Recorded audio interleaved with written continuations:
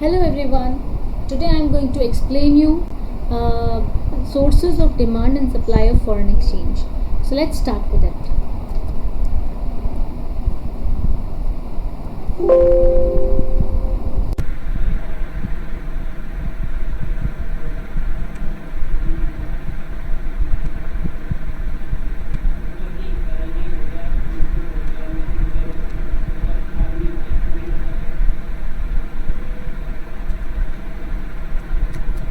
So dear ones, sources of demand of foreign exchange. These are the sources we'll study one by one. Number one is speculation of Indian investor, portfolio investment by Indian companies abroad, interest rate on foreign bonds, consumer income in India, and expected foreign direct investment in abroad. Investment done by Indians. So we'll study one by one. Speculative purpose. If Indian investors think that the US dollar is going to increase its value in near future, अभी हुई नहीं है, but it is about to increase its value in near future, then Indian investors, speculators buy dollars so that they can sell it and get profit at the time when the US dollar price will increase. So the demand for US dollar increases. Portfolio investment is done by the Indian companies in abroad when they think that the foreign currency they'll get more profit from the foreign companies are doing good, so and cheap also, investment is very cheap, shares are very cheap, so our Indian investors invest in foreign companies, they buy their shares, do the portfolio investment, right? So due to this they go for the demand of the foreign currency, and the demand for the foreign currency increases. Now when the foreign bonds, if the foreign government bonds are giving the good interest rate more than our government bonds, then what happen? Then Indian investors tries to buy government bonds so that they can get more interest on that, because Indian government is not providing more interest. So due to that the demand for foreign exchange rises. Consumer income in India, if the income of the consumer in India is more, they will definitely start importing the products of the outside India, and that they will demand for the dollars or the foreign exchange, we can say. Last source of demand is expected foreign direct investment by Indians abroad. FDI is like when a person will open its branch, that means the whole control and ownership is with that very person. If suppose our Indian companies like I say Tata or Reliance, if they want to open their branches in abroad, they think that investing in abroad is cheaper than investing in India, they'll invest in abroad, they'll do the foreign direct investment, they'll open their branches abroad and they will earn money. Now to invest in abroad they need the foreign exchange, so the demand for foreign exchange increases. We can study this with the help of the diagram. On x-axis we have taken demand, on y-axis we have taken exchange rate, right? So we know that demand is negatively sloped. When exchange rate rises, demand falls. When exchange rate falls, demand rises. We can see this with the help of when price rises from P to P1 price. Here I am talking about exchange rate. Then there is contraction of demand from Q to Q1. When there is fall in the exchange rate from P to P2, P से P2 तक आया, then there is increase in the demand from Q to Q2. This is extension of demand. I hope this is clear to you. Now we'll go to the sources of supply. Why when there is supply of foreign exchange. Now here we'll study in context of the foreigners. Same, it is also spice. You can understand this with the help of this spice. If it will become very easy for you to learn. SPICE, right? Speculation, portfolio investment, same as we studied. Indian rate, Indian bonds rate, interest rate, consumer income in abroad, and expected foreign investment by foreigners in India. We'll study this one by one again.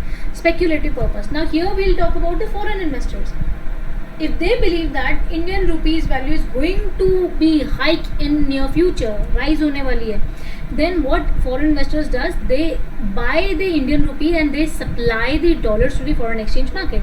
The demand for Indian rupee increases and the supply for foreign currency increases. Another thing is portfolio investment.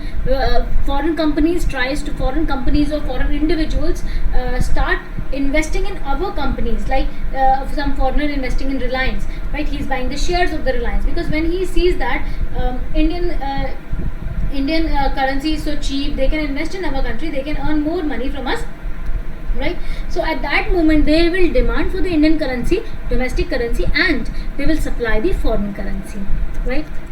After this, interest rate on Indian bonds. If Indian government bonds are giving good interest, then their government bonds, they will try to buy the Indian government bonds. For that, they need the domestic currency. That means our rupees. So they supply the foreign currency and they demand for the rupees. Consumer income of the foreign countries, if the people of the foreign countries are earning more, their income is very high, so they start importing from our country. We start exporting because they are importing, they are demanding from us. So when they are importing from our country, then they need to demand for our country's currency, that is rupees, and they will supply the foreign currency. After this, expected foreign direct investment by the foreign companies in India. If the foreign company, like you can say the Suzuki or Samsung, they think that they'll get more profit by investing in India, they start their plants or they start their branches in India, they earn more. To invest in India, they need Indian rupees, they supply the foreign exchange, and they demand for the Indian rupees. We can understand this with the help of diagram as well. Supply curve is always positively sloped. As the exchange rate falls, supply curve falls. As the exchange rate rises, supply rises, right? When it falls with the exchange rate, it is contracts. When it increases, it is extension. Equilibrium rate of exchange is when the demand and supply of foreign currency meets each other. That is the equilibrium point, right? You can see that exchange rate and demand of the supply, E point is showing the equilibrium point of supply and demand. Now we'll do some problems, 2 to 3 problems we'll do, and then we'll wind up this chapter. We'll be starting by BOP in our next video. So visits to foreign countries for sightseeing etc. by the people of India is on the rise. If we understand this point, that means people of India want to go abroad, right? For sightseeing, घूमने जा रहे हैं, देखने जा रहे हैं कैसा है abroad. So how will it impact? Its impact on the foreign exchange rate. Definitely, when we are going abroad, right, we need foreign exchange. We will demand foreign currency. So when we will demand foreign currency more, the demand will increase. Due to that increase in demand, exchange rate will also increase, right? And the value of our domestic currency will depreciate. I hope this is clear to you.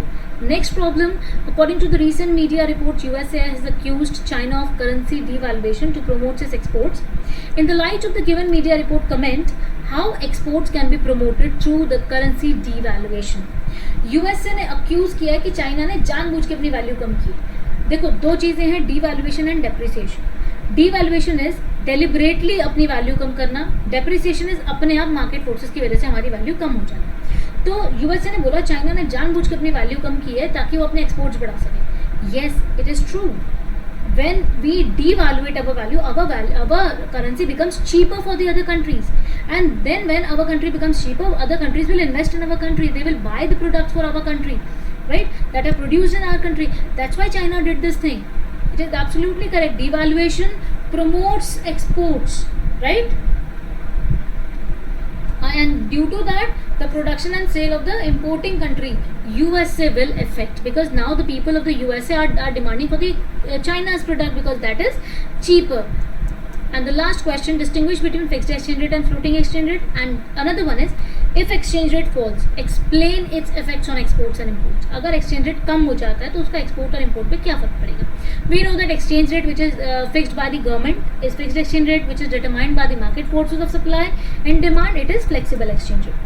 Now if exchange rate falls, अगर exchange rate कम होता है तो foreign currency क्या हो जाएगी? Cheaper हो जाएगी, हमारे लिए सस्ती हो जाएगी.